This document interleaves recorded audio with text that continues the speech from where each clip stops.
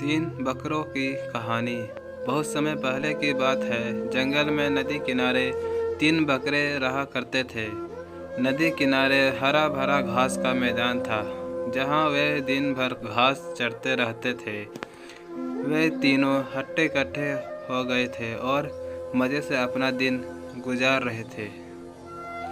लेकिन समय बीतने के साथ वहाँ की घास खत्म होने लगी। अब उन बकरों को नई जगह की तलाश थी। एक दिन छोटे बकरे ने दोनों बड़े बकरों को बताया कि नदी के पार एक बहुत बड़ा घास का मैदान है, जहाँ की घास सालों तक ख़त्म नहीं होगी।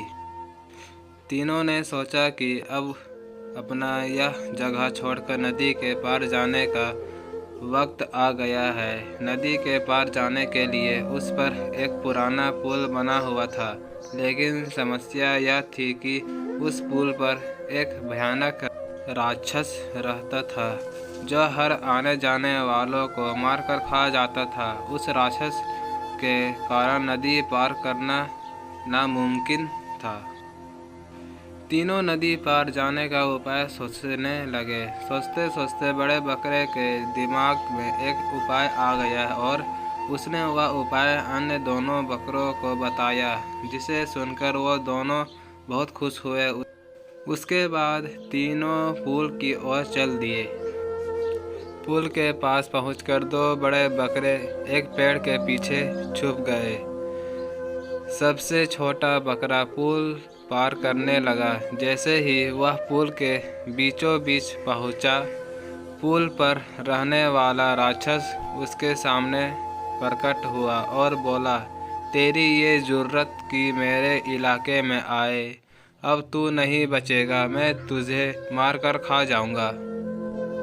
छोटा बकरा घबराया नहीं, बल्कि उपाय अनुसार बोला, राक्षस महाराज, आपको मुझे खाकर क्या मिलेगा? मैं तो कितना छोटा हूँ। मेरे पीछे मेरा बड़ा भाई आ रहा है, आप उसे खा लीजिए। राक्षस ने मुड़कर देखा कि एक बकरा पुल की तरफ चला आ रहा है, जो उसके सामने खड़े बकरे से काफ़ी बड़ा है। उसने छोटे बकरे को जाने दिया और दूसरे बकरे का इंतज़ार करने लगा।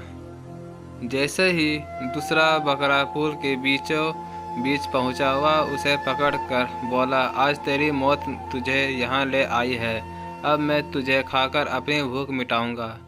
मंझला बकरा बोला, राक्षस महाराज, मुझे छोड़ दीजिए, मेरे पीछे मेरे बड़ा भाई आ रहा है। वह इतना मोटा ताज़ा है कि आपको कोई दिनों तक खाने की आवश्यकता ही नहीं पड़ेगी। राक्षस ने मुड़कर देखा कि एक मोटा ताज़ा बड़ा सा बकरा पुल की तरफ चला आ रहा है। उसने मंझले बकरे को जाने दिया। इस तरह दो बकरे पुल के पार पहुंच गए। सबसे बड़ा बकरा जब पुल के बीचों बीच पहुंचा, तो उसने सामने राक्षस प्रकट हुआ। उस बकरे को देखकर खुश होते हुए उसने हास किया और बोला, अब तू मेरा शिकार है, मुझे मारकर जी भर कर खाऊंगा और कई दिन आराम से गुजारूंगा। बड़ा बकरा डरा नहीं, बल्कि 3-4 कदम पीछे हटकर तेजी से राक्षस की ओर दौड़ा और अपने सींगों से उसके पेट पर वार किया। अचानक हुए हमले से राक्षस संभल नहीं पाया। वह पुल के नीचे नदी में जा गिरा और पानी की तेज धारा में बह गया। बड़ा बकरा पुल पार करके दोनों बकरों से मिला। उसके बाद वे नदी पार के हरे भरे घास के मैदान में खुशी खुशी रहने लगे। समस्या चाहे कितनी ही बड़ी क्यों ना हो, सूझबूझ और हिम्मत से काम लिया जाए तो समाधान अवश्य निकलता है।